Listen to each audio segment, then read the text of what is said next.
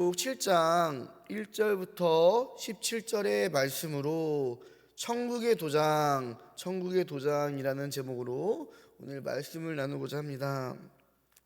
먼저 우리가 하나님께서는 이 요한계시록 6장 가운데에서 하나님의 심판이 이루어짐을 말씀을 하셨습니다. 이게 비유로 되어 있고 학자마다 또 주석마다 주장하는 바가 조금씩 다르기에 사실 이 재앙에 대해서 이거다라고 딱 정확하게 이야기는 할 수 없지만, 그러나 하나님께서 성령을 통해서 또 성경 말씀을 통해서 또 역사 가운데서 행하셨던 어떤 징계들을 통해서 우리는 어느 정도 예상을 할 수 있으며, 분명한 것은 하나님께서는 그 오래 참으심의 인내를 언젠가는 분명히 거두시고 세상을 반드시 심판하신다라는 것입니다.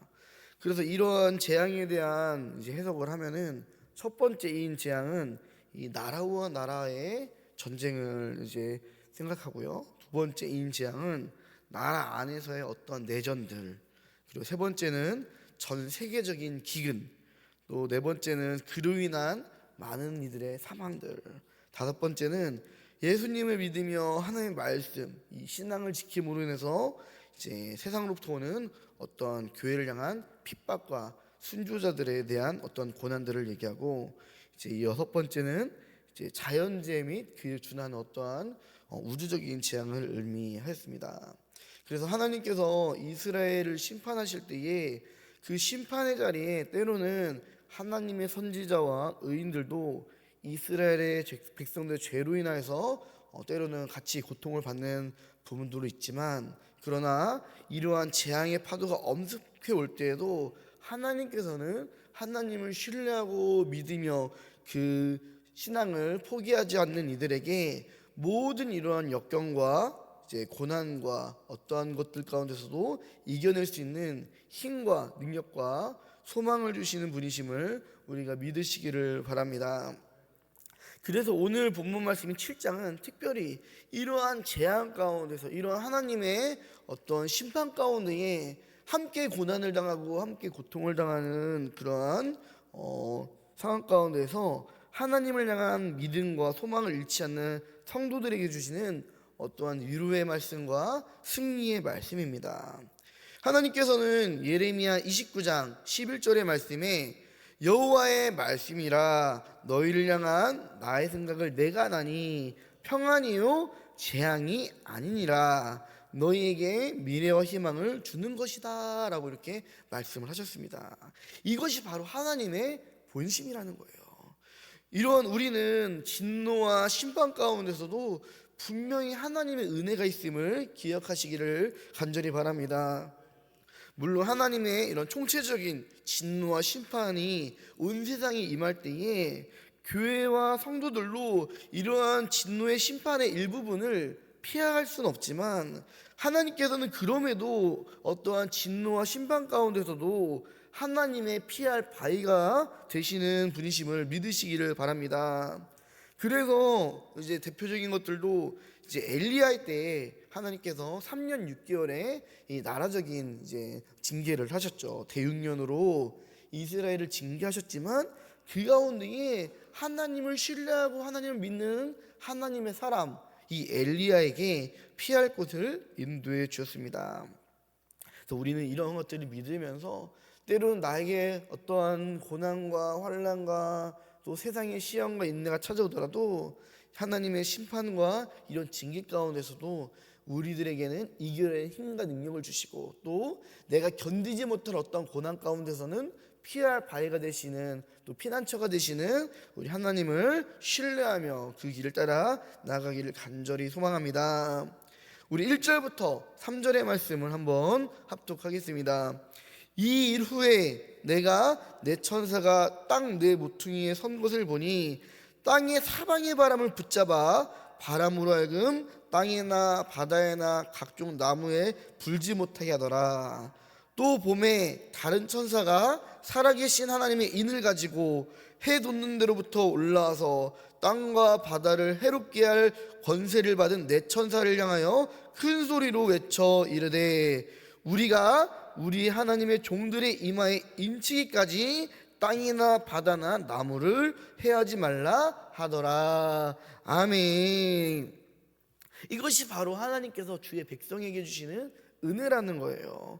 우리들이 때로는 하나님의 징계가 이 세상에 임할 때에, 그래서 온 땅과 바다와 산들이 진동하며 모든 불들이 그 나라를 덮을 때에 하나님께서는요, 때로는 그 땅의 바람들을 붙잡는 장소들을 예비해 주신다라는 거예요. 그래서 땅이나 바다나 각종 나무에 불지 못하게 하시더라라고 하면서 우리들이 피할 것처를 예비해 주시는 거예요. 그리고 이제 그렇게 이제 징계하시는 그때에 천사들을 향하여서 3절의 말씀에 우리가 우리 하나님의 종들의 이마에 인치기까지 그 땅이나 바다나 나무를 해하지 말라 하더라라고 말씀하시는 거예요. 왜냐, 모든 것들을 다 그렇게 만들면요, 하나님의 자녀들이 피할 때에 그 피할 장소가 없기 때문이에요. 그래서 하나님께서는요, 이런 고난이 임할 때에도 장소를 예비해 주시고 피할 바위와 피난처가 되시는 분을 우리가 믿으시기를 바랍니다. 그리고 우리가 이 하나님의 인치심을 받은 사람이 되기를 간절히 소망합니다. 하나님께서는요, 먼저 하나님을 경외하고 또 예수 그리스도를 믿고 천국을 소망하는 백성들의 이마에 천국의 도장을 찍어주셔요. 그리고 그 모든 것 가운데에 이 인치심을 받은, 이 천국의 도장을 받은 사람은 모든 천사들로 하여금 보호하게 하시는 분이심을 우리가 믿으시기를 바랍니다.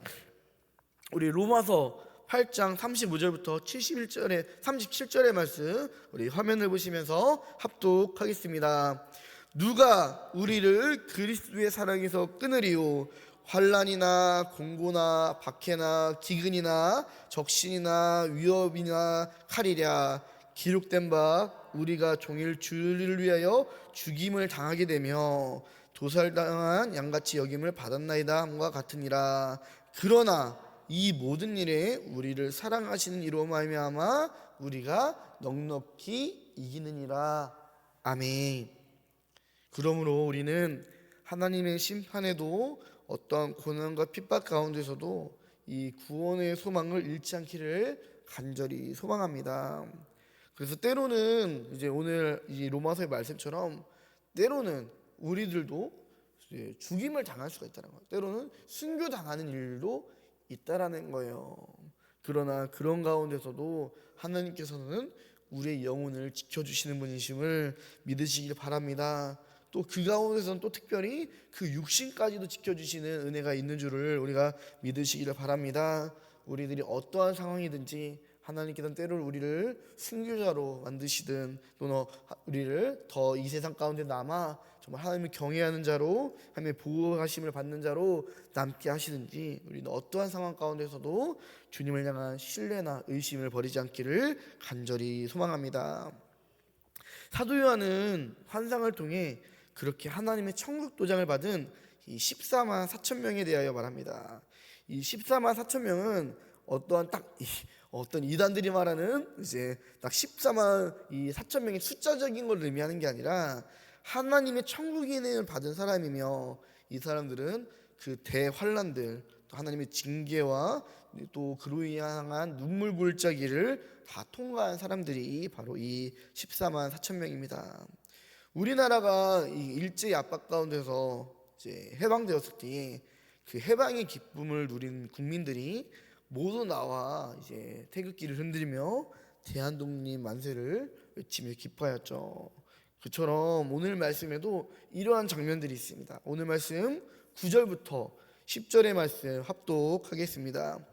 이 일 후에 내가 보니 각 나라와 족속과 백성 방언에서 아무도 능히 셀 수 없는 큰 무리가 나와 흰 옷을 입고 손에 종려가지를 들고 보좌 앞과 어린 양 앞에 서서 큰 소리로 외쳐 이르되 구원하심이 보좌에 앉으신 우리 하나님과 어린 양에게 있도다 하니. 아멘.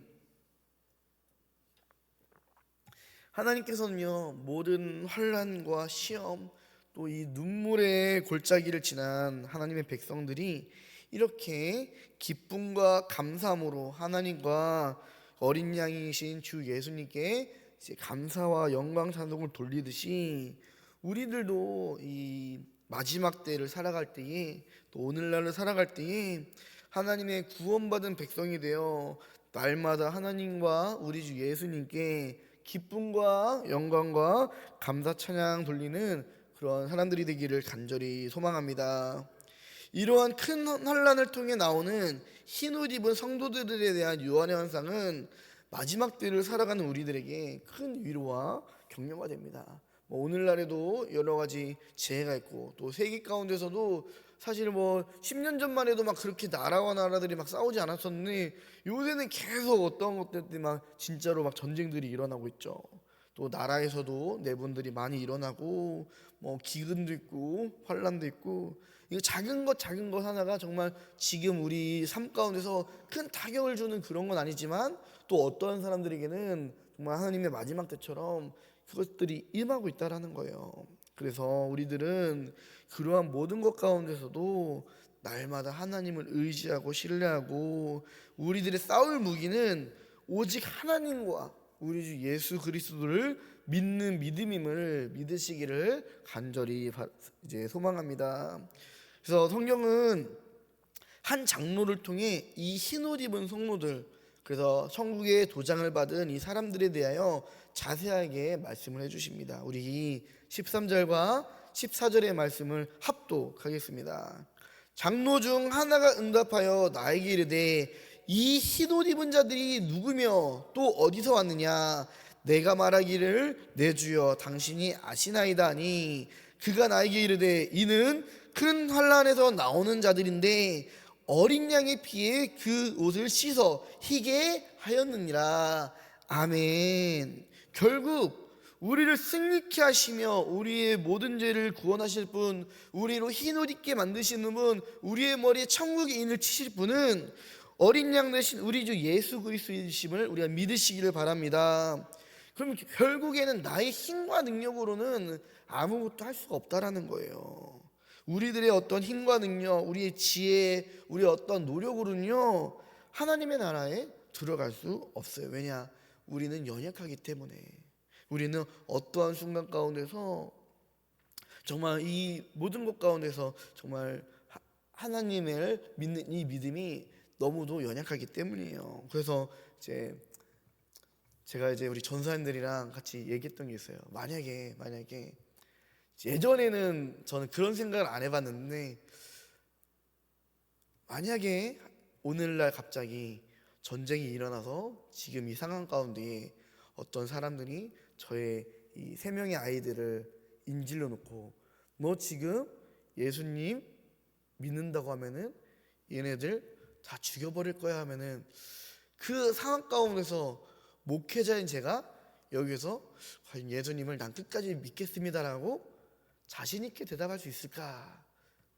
하물며 내 목숨을 가지고도 내가 그렇게 말할 수 있을까라는 것들을 하면서 예전에는 제가 그렇게 할 수 있을 거라고 생각했지만 아이를 낳고 보니까 나는 솔직히 힘들 것 같다라는 저의 심정이 들더라고요. 우리 정말 아무것도 모르는 애들을 내가 내 입 한마디로 하면은 살려주고 죽이겠다는데 그게 참 목회자지만 너무도 고민되는 그런 상황이다라는 것들을 제 스스로가 조금 이렇게 느끼게 되더라고요. 그렇기 때문에 우리는요 나의 어떠한 자신감이나 나의 용기나 이런 것으로는요 결코 장담할 수가 없는 거예요. 다만 그러한 순간들이 나왔을 때 우리가 해야 될 것은 주님 나에게 입술로 주님을 시인할 수 있는 그런 믿음을 주시옵소서. 주님 어떠한 상황 가운데서도 정말 나를 승리케 하시는 은혜를 허락하여 주시옵소서라고 정말 울면서 기도할 수밖에 없는 그런 상황을 제가